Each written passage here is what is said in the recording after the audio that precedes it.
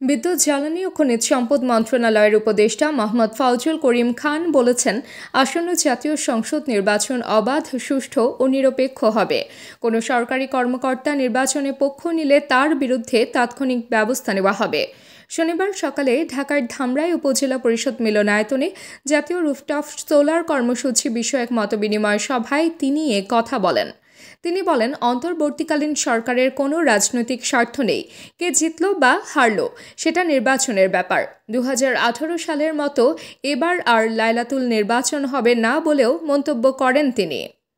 এ সময় তিনি জানান, দেশে বিদ্যুৎ সংকট নেই, তবে কিছু কারখানায় গ্যাস ঘাটতি রয়েছে, যা শিগগিরই সমাধান হবে। ঢাকা আশুলিয়া এলিভেটেড এক্সপ্রেসওয়ের কারণে সড়কে ভোগান্তির প্রসঙ্গে তিনি বলেন, উন্নয়নের জন্য সাময়িক দুর্ভোগ মেনে নিতে হবে। সভায় স্থানীয় সরকার বিভাগের সচিব মোহাম্মদ রেজাউল মাকসুদ জাহিদি, বিদ্যুৎ বিভাগের সচিব ফারজানা মমতাজ সহ অন্যান্য কর্মকর্তারা উপস্থিত ছিলেন।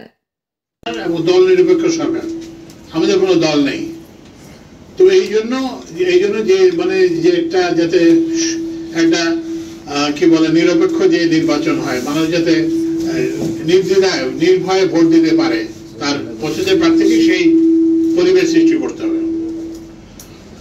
আরেকটা জিনিস হচ্ছে যে যারা ফিল্ডের অফিসার তারা কিন্তু মনে রাখবা, এই যে 2018 সালের যে ওই যেটাকে লাইলাতুল ইলেকশন বলে, রাতের বেলা নির্বাচন, প্রত্যেকটা ডিসিকে কিন্তু করা হয়েছে, শাস্তি দেওয়া হয়েছে। প্রত্যেকটা কি বলে সুপারিনটেন্ডেন্ট অফ পুলিশকে শাস্তি দেওয়া হয়েছে, এবং এই নির্বাচনের প্রক্রিয়ায় যারাই অনিয়ম করবে শাস্তি দেওয়া হবে, তাৎক্ষণিকভাবে শাস্তি দেওয়া হবে। কারণ আগে তো হচ্ছে কি এগুলো এনকারেজ করা হয়েছে, এবার কিন্তু আমরা অপেক্ষা করবো না। আরেকটা জিনিস যেটা করবা না, যেটা ইয়েতে দেখা যাচ্ছে, কে জিতবে না জিতবে নির্বাচনে, এটা কিন্তু তোমাদের সরকারি কর্মকর্তার বিষয় না।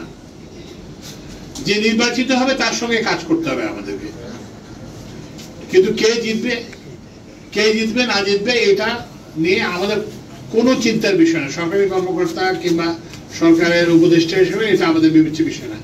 যেই জিতবে তার সঙ্গে আমরা কাজ করব।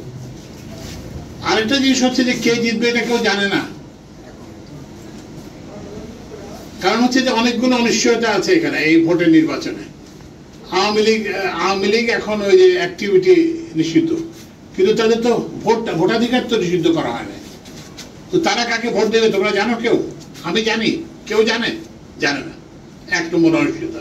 2 নম্বর অনিশ্চয়তা, 18 থেকে 35 বছর বয়স যাদের, এই গত 16 বছরে তো ওরা নির্বাচনে ভোট দেয় নাই, তো ওরা কাকে ভোট দিবে তুমি জানো?